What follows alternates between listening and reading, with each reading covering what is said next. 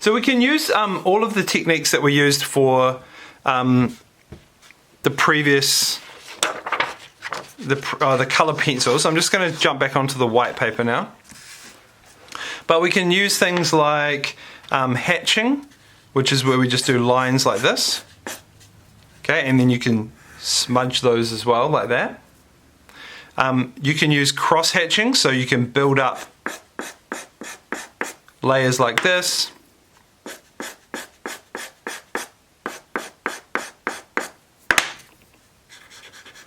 And you can use your smudging techniques with that as well. So any kind of mark making that we can do with, you know, coloured pencils or whatever is something we can also do with this. But I guess the thing is with this, it's always going to be harder to get a really fine detail. Yeah. Let me see, what else did I... Oh yeah, that's right. So another technique, if you want to try and create like an interesting background texture, another technique is to use a knife, and you basically just hold your pastel like this, and you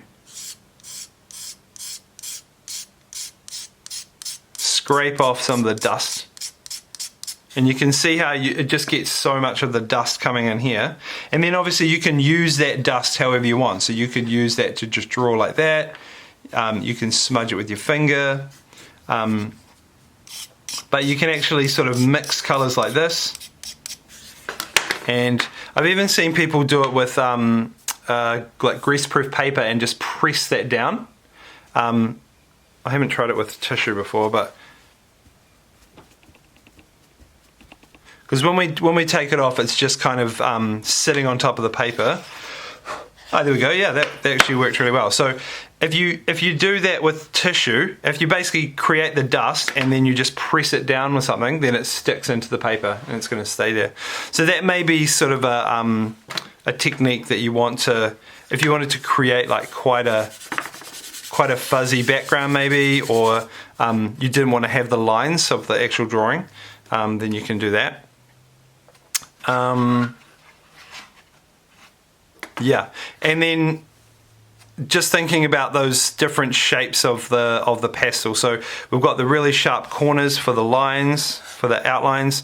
We've got the whole side we can use as the wide kind of pastel, and then you've also got like the edges, so we can create like those sorts of lines and those sorts of lines.